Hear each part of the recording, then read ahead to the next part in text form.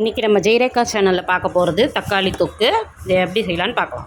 இப்போ வந்து நான் கடைக்கு போயிருந்தேன், தக்காளி வாங்கிட்டு வந்திருக்கேன். இப்போ அதை நல்லா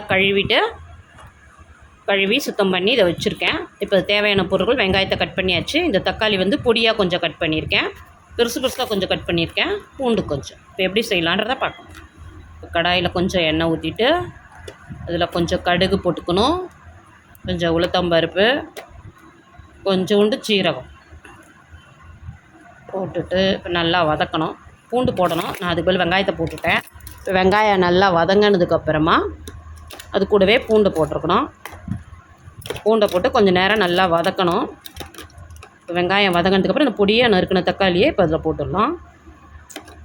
போட்டு இப்போ அதை நல்லா ஒரு கிளறிட்டு அது கொஞ்சம் நேரம் நல்லா ரெண்டும் சேர்ந்து வதங்கட்டும். அதுக்குள்ளே நம்ம பெருசாக அரிஞ்ச தக்காளியை மிக்சியில் போட்டு சும்மா கொஞ்சம் மிக்சியில் அரைச்சிட்டு வந்துடலாம். அதுக்குள்ளே அதுக்கு தேவையான உப்பு போட்டாச்சு. அதுக்குள்ளே இதை போய் அரைச்சிட்டு வந்துட்டேன். இப்போ அதையும் அது கூட சேர்த்து நல்லா வதக்கணும். ரெண்டுத்தையும் ஒன்றா கலந்து நல்லா வதக்கணும். 2 தக்காளியும் ஒன்றா போட்டாச்சு. இப்போ அதுக்கு தேவையான மசாலா பொருட்கள், மஞ்சள்தூள் கொஞ்சம், மிளகாத்தூள் கொஞ்சம் போட்டிருக்கேன், காஷ்மீரி மிளகாத்தூள் கொஞ்சம் போட்டிருக்கேன். அப்போ தான் கலர் கொஞ்சம் நல்லாயிருக்கும். அதை போட்டு நல்லா கொதிக்க வைக்கலாம்.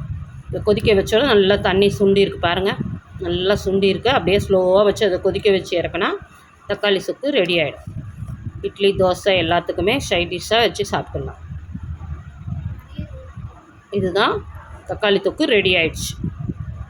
ஒரு தயிர் சாதத்துக்கும் தக்காளி தொக்கு தொட்டுக்கலாம், டிஃபனுக்கும் தொட்டுக்கலாம், சாப்பாட்டுக்கும் தொட்டுக்கலாம். தக்காளி தொக்கு ரெடி ஆகிடுச்சு.